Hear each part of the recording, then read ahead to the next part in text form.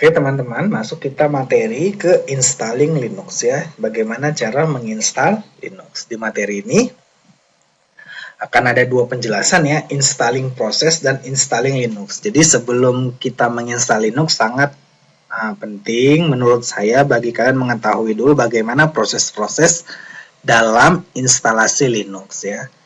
Nah, kebetulan di installing Linux ini kita akan coba menggunakan Red Hat ya. Nah, nanti bakal ada video tutorial kita langsung untuk menginstal Linux. Nah, teman-teman sekalian, sangat penting bagi kalian untuk mengetahui dulu apa saja peran komputer kalian sebelum kalian menginstal Linux ya. Contohnya, apakah nanti komputer kita membutuhkan GUI ya, Graphic User Interface, kira-kira seperti itu.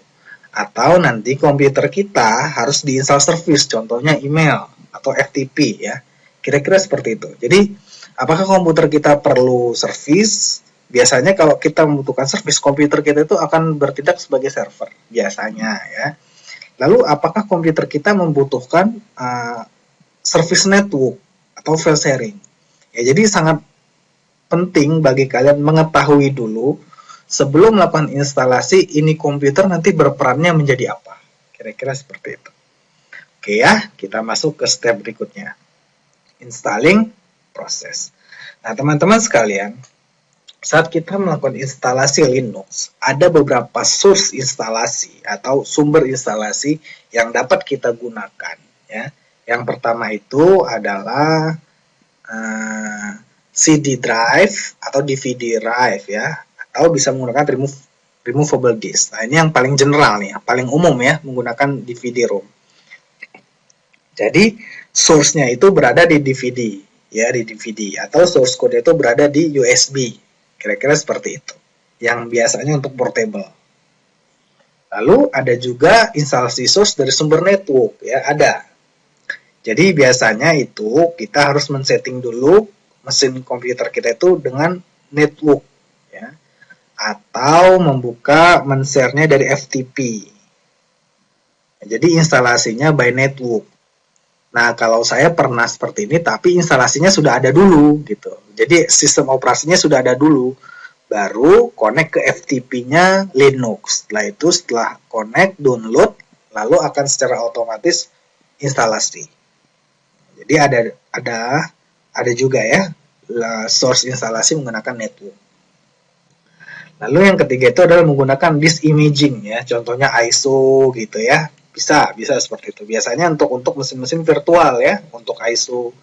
Jadi ada 3 nih source instalasi yang bisa kalian gunakan ya. Yang pertama DVD-ROM atau disk ya, atau flash disk. Kedua kalian bisa menggunakan network ya. Dan ketiga menggunakan imaging atau ISO ya. Nah,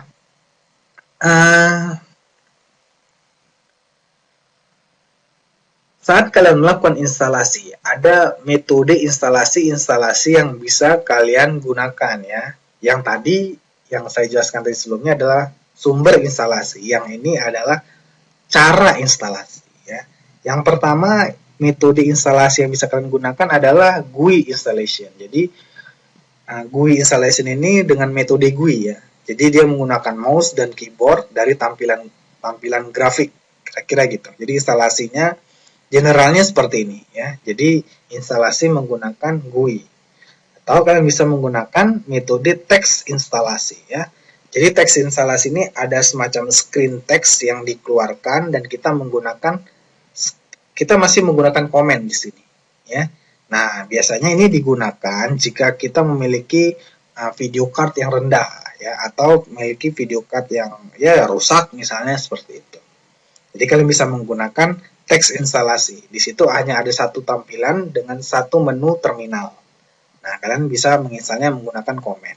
Atau benar-benar pure scripted ya, pure script ya, pure comment. Jadi ini benar-benar tidak ada GUI di situ, yang ada cuma comment line saja. Ya, biasanya ini tuh alasan-alasan tertentu. Contoh, jika itu server ya, karena server kan bakal menggunakan banyak memori dan prosesor, sehingga untuk GUI itu dihilangkan. Jadi misalnya menggunakan script. Oke teman-teman, itu adalah metode-metode instalasi dalam Linux. Nah, saya akan menjelaskan sedikit Linux instalasi step ya. Jadi semacam tahapan-tahapan instalasi ya. Ini biasanya general untuk semua Linux ya.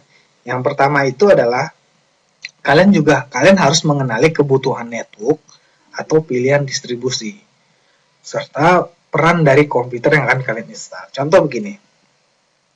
Nantinya apakah komputer yang kalian install ini membutuhkan network gitu. Sehingga harus disetting IP.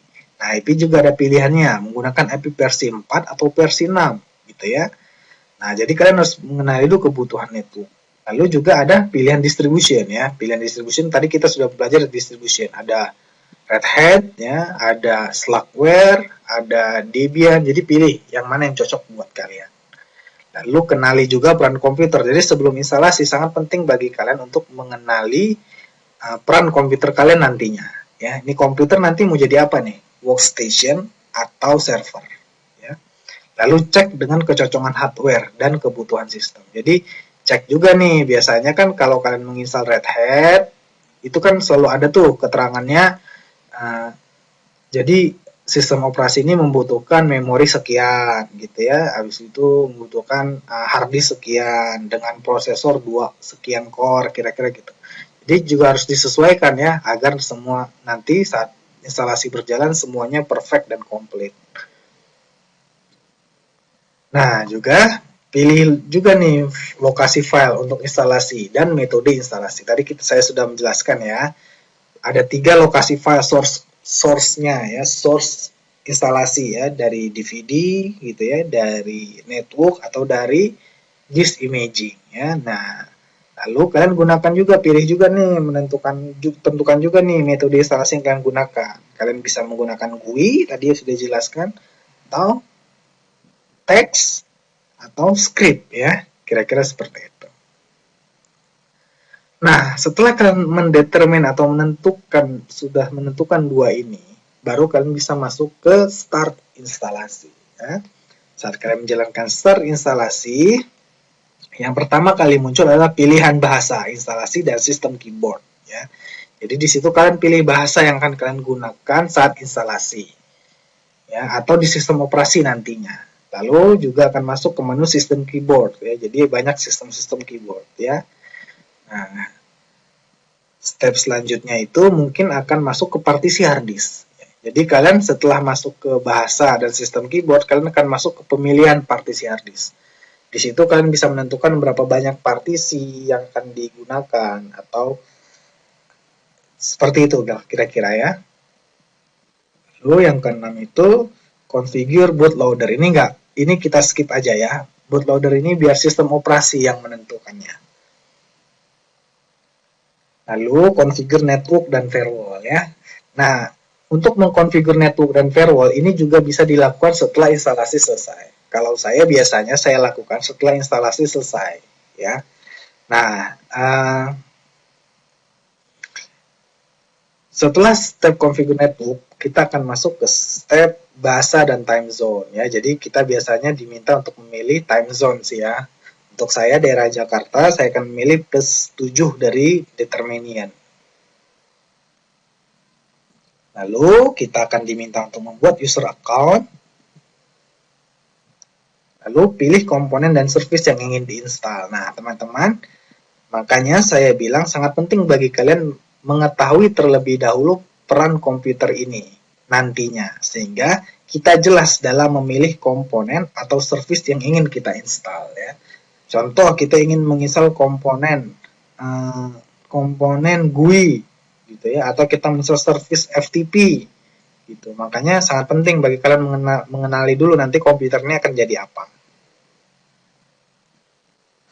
Lalu masuk apakah komputer ini menggunakan configure video network, video grafik enggak. Jadi butuh GUI enggak, kira-kira seperti itu. Nah, lalu baru install komponen dan bikin boot disk. Lalu akan ada pilihan monitor atau X window setting. Ini untuk biasanya apakah seperti izin, apakah komputer kita akan bisa di remote atau tidak. Kira-kira seperti itu. Nah, itulah step-step yang biasa generalnya Linux gunakan saat tahapan-tahapan instalasi. Selanjutnya saya akan menjelaskan time and date determine, artinya penjelasan tentang date, time, waktu, dan tanggal. Di dalam Linux ada 3 cara kita dalam menentukan tanggal. Yang pertama, kita men-set Greenwich Meridian Time. Ya, contoh, kalau saya di Jakarta, saya akan memilih plus 7. Gitu ya, plus 7. Nah, itu kan dia mengetahui, berarti dia akan mencari tahu di internet jam berapa Mediterranean di plus 7 itu. Kira-kira seperti itu. Lalu cara kedua bisa langsung set manual ya. Set manual dari komputer kita. Ini manual ya.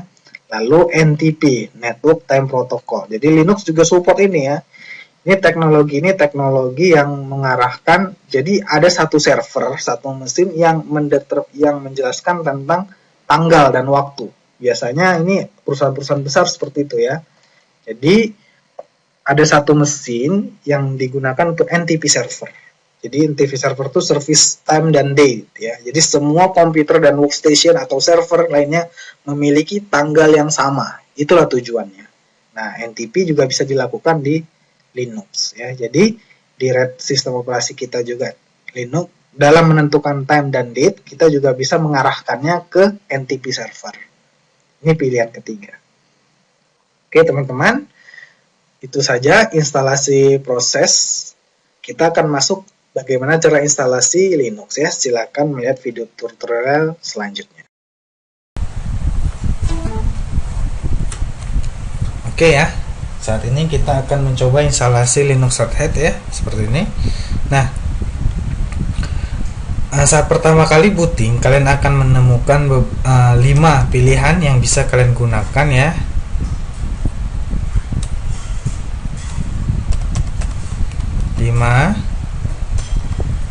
Nah, itu ada install or upgrade, install system with basic video driver, rescue, boot from local drive, dan memory test.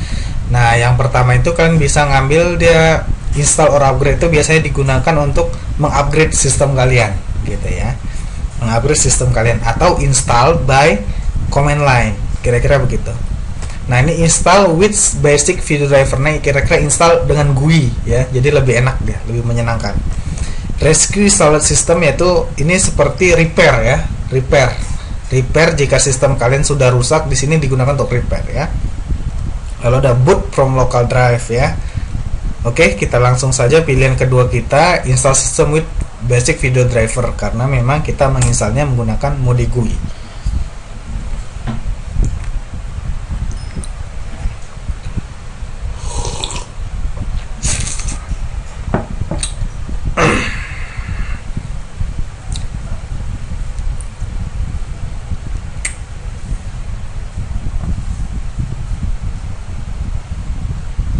Ya, setelah itu kalian akan masuk ke tab disk ya. Di sini artinya si Red Hat atau si sistem operasi menemukan memang ada disk di situ. Nah, pilihan kalian apakah kalian ingin mentes dulu disk tersebut atau hard disk tersebut atau langsung skip masuk ke menu instalasi. Kalau saya langsung skip.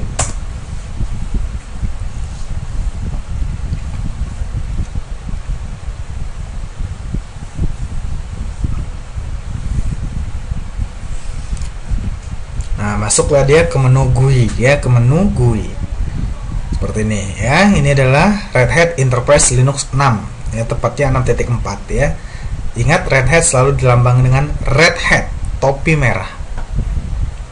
Kita next. Lalu yang pertama kali pilihan menu adalah meminta bahasa apa yang kalian gunakan ya. Jadi nanti digunakan di sini bahasa apa. Di sini ada bahasa Inggris biasanya ya, atau juga kalau kalian menggunakan bahasa Indonesia ada pilihannya di sini Indonesia. Kalau saya menggunakan bahasa Inggris. Kita next.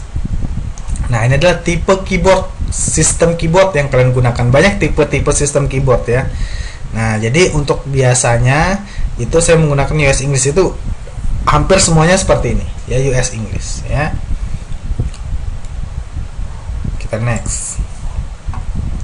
Lalu akan ada pilihan basic storage ya, storage atau di manakah ini diinstal? Kira-kira begitu.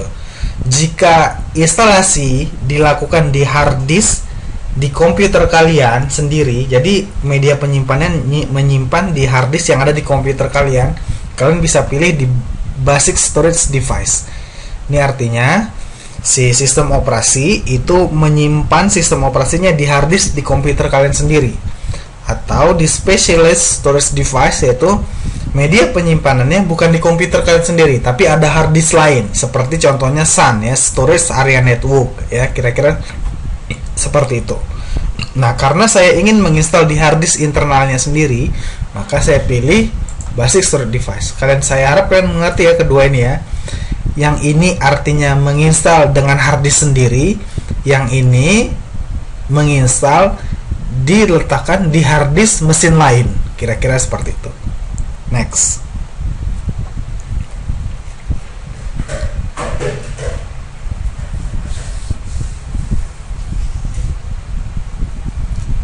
Nah, ini fresh instalasi aja ya, karena ini sebenarnya ini nggak akan muncul, karena ini muncul karena tadi saya sempat instalasi lalu saya cancel, kira-kira gitu. Biasanya ini nggak muncul, saya langsung fresh instalasi aja. Kita next. Nah, akan masuk ke menu pilihan hostname ya, atau configure network. Ini bisa kalian setting setelah instalasi juga dilakukan. Bisa sekarang dilakukan atau bisa setelah instalasi telah selesai dijalankan. Nah, ini configure network ya. Nah, ini juga sama ya, configure network juga bisa dikonfigur setelah instalasi selesai. Kalau saya memilihnya akan mengkonfigurnya nanti setelah instalasi selesai. Saya next. Ada pilihan time zone ya. Kalau saya akan memilihnya di Jakarta, di sini Asia Jakarta. Atau kita bisa langsung mengetik petanya ya.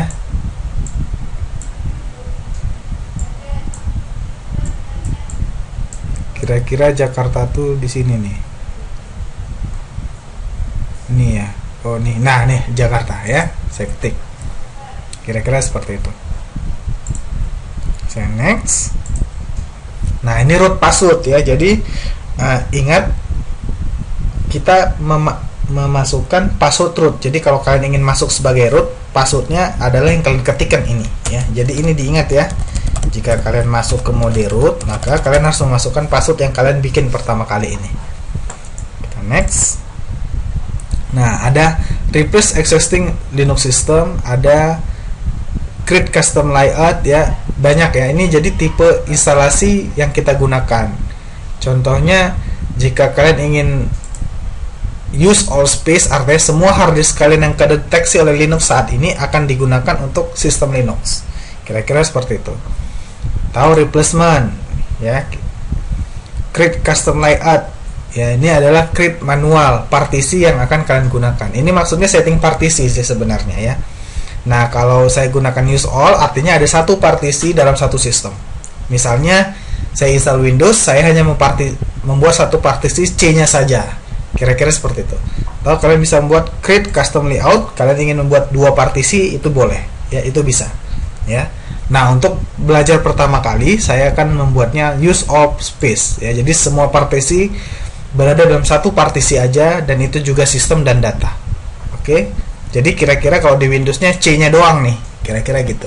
Jadi cuma ada partisi C-nya aja. Saya next. Ya, langsung saja ya saya next ya. Ini maaf ya, sebenarnya kalau kalian diinstalasi pertama kali ini nggak akan muncul ya. Cuman ini muncul karena tadinya saya sudah install lalu saya cancel. Ini harusnya nggak muncul kalau pertama kali kalian install. Oke. Nah, dia sudah ada nih sebenarnya nih ya. Jadi langsung sajalah saya next ya. Ini nggak, ingat ini juga nggak akan muncul nih. Nah, yang muncul adalah ini nih, pilihan tipe server atau komputer apa yang kita gunakan. Nah, makanya tadi saya itu sudah bilang sangat penting kalian mengetahui dulu saat kalian ingin menginstal sistem operasi Linux, ini komputer nantinya akan berperan sebagai apa, sehingga di sini kalian jelas ingin menggunakan opsional apa. Contoh, Misalnya kalian ingin menginstal database server, jadi server yang diinstal ini akan dijadikan server database. Kalian bisa memilih database atau bisa menjadi web jika kalian memang ingin memilih servernya nantinya jadi web server. Atau ada virtualization host seperti VM ya, VM yang memanage atau mengatur VM. Lalu hanya komputer desktop biasa bisa ya. Nah, desktop ini bisa juga sebagai workstation, kira-kira begitu ya. Nah, saya akan coba menginstalnya sebagai desktop dulu. Nantilah kita pilih sebagai server ya, nanti kita pilih sebagai server, kita akan pilih sebagai desktop dulu. Nah, di sini ada customize later atau optional yang bisa kalian pilih ya. Kalau later berarti nanti setelah kalian melakukan instalasi. Kalau now, kalian bisa men-settingnya sekarang.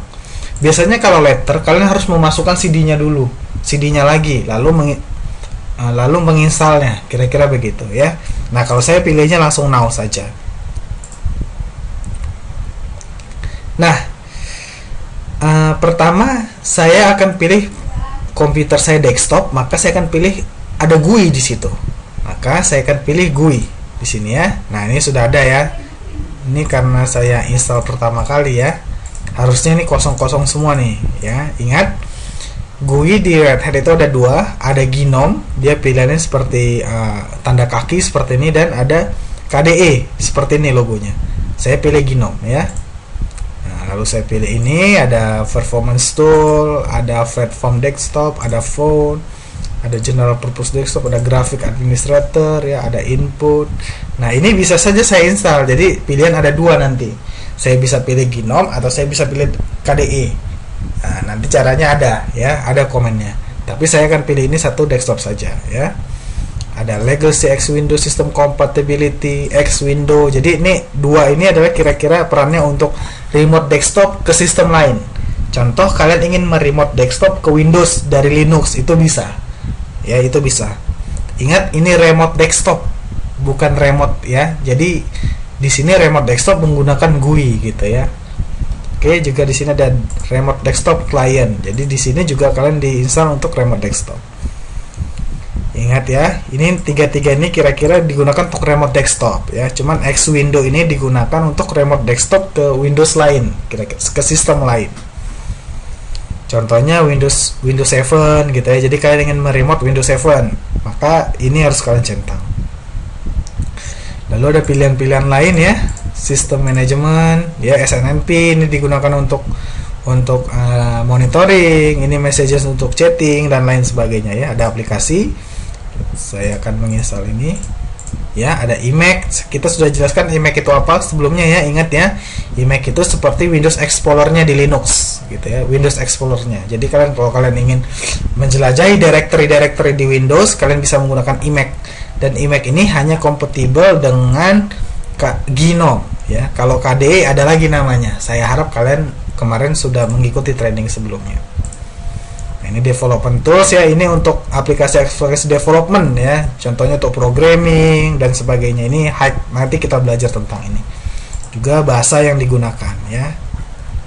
Nah, jika kalian tidak menginstal, biasanya defaultnya itu English ya. Kira-kira gitu. Ada Indonesian support ya, kira-kira. Tapi kalau kalian tidak ingin ini, maka defaultnya adalah Inggris. Oke, saya next. Nah, setelah kita memilih optional yang sudah kita pilih tadi, maka masuklah dia ke mode starting instalasi. Nah, inilah mode starting instalasi, dan kita diamin saja sampai instalasi selesai ya. Nah, kira-kira seperti itu. Ini akan berjalan sendiri, kalian bisa tinggal sampai nanti ada komen atau komen-komen selanjutnya atau perintah-perintah selanjutnya. Oke.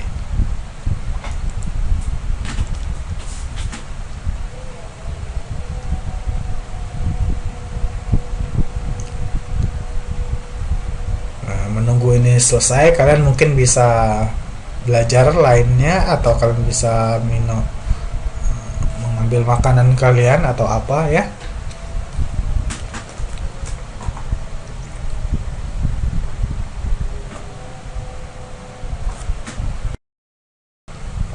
Oke ya, sepertinya sebentar lagi sudah mau selesai.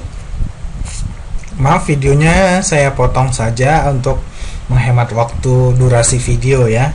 Tapi sebenarnya setelah saya potong tadi tidak ada komen-komen lain yang muncul. Itu hanya masalah menunggu sampai instalasi ini selesai ya. Nah, kalian lihat ini sepertinya sudah mau selesai, maka saya sambung video ini lagi.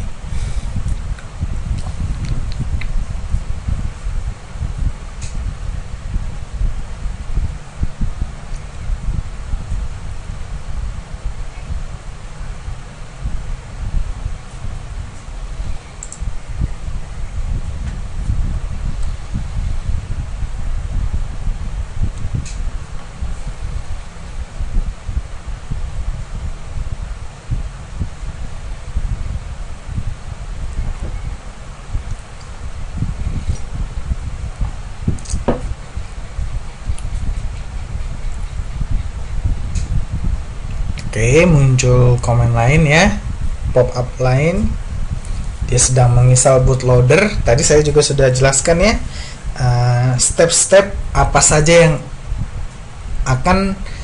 yang muncul yang akan dilakukan oleh sistem operasi saat kita melakukan instalasi. Nah, setelah ada configuration seperti ini ya, ini artinya instalasi telah komplit ya.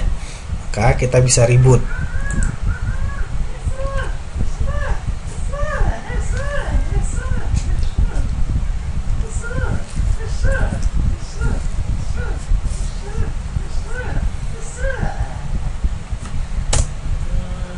Nah, langsung muncul di komputer kita, di mesin kita ya, satu instalasi Linux yang sudah selesai diinstalasi.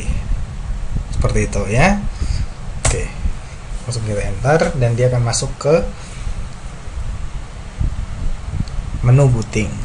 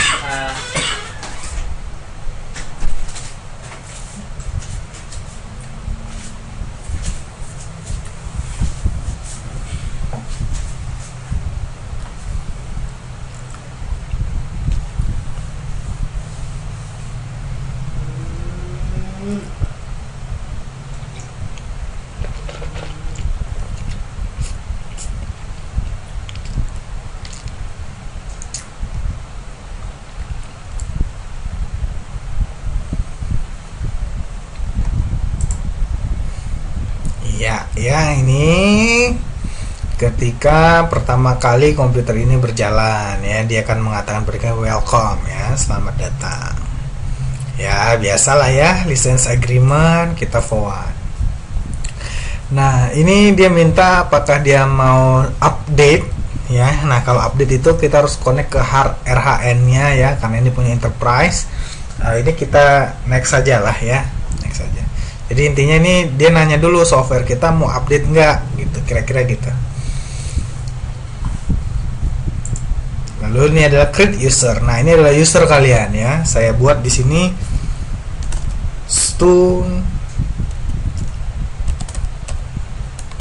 Linux ya, Linux ya, student Linux, kira-kira seperti itu.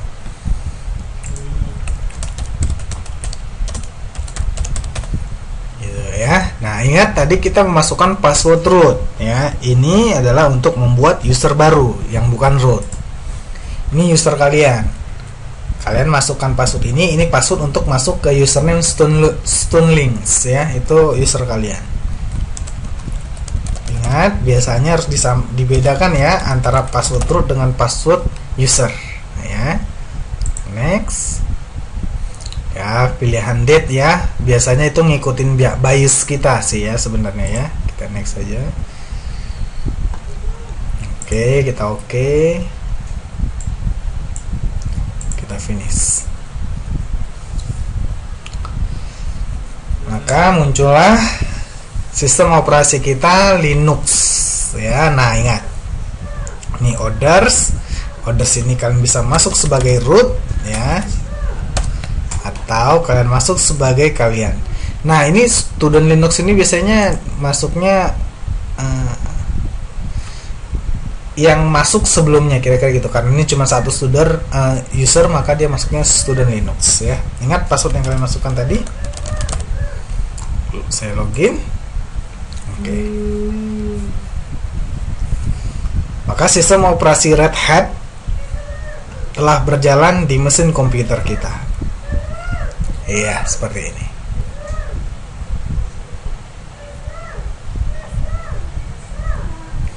Ini adalah folder Tunlinks Home ya. Saya sudah menjelaskan apa itu home directory. Saya sudah menjelaskan kemarin ya. Saya harap kalau kalian lupa, kalian kembali menonton video tutorial sebelumnya ya. Nah, terus apa ini komputer ya. Nah, di situ ada file system. Apa itu file system? Saya sudah menjelaskan sebelumnya apa itu file system ya. Oke. Saya harap kalian ingat ya. Kalau kalian lupa, kalian bisa nonton video tutorial sebelumnya. Ini ada semacam start ya. Start. Dari sini kalian bisa masuk ke terminal ya. Tuh, terminal, atau kalian bisa masuk terminal dari sini juga bisa sepertinya. Nah, tuh. Ya, nah ini untuk setting network ya. Nah, ini ya, kalian bisa setting network. Kalian bisa tambah IP kalian. Ini kalau DHCP ya. Tapi kalau manual bisa. Nah, kalian add di sini IP kalian 192.168.10.1.2 misalnya gitu ya. Pastinya biasanya 255 di kelas C ya, 255. Nanti kita belajar tentang Linux networking ya. 92.168.10.1 kira-kira gitu. Saya play. Nah, untuk masukin network, kita harus login sebagai root. Kalau kita tidak login sebagai root, maka dia akan minta confirm masukin password root gitu ya, menunjukkan bahwa si root mengizinkan. Oke, sudah ya, close. Oke teman-teman, seperti itulah cara menginstal Red Hat ya. Untuk selanjutnya kita akan coba menginstal CentOS. Terima kasih. Akan saya keluar.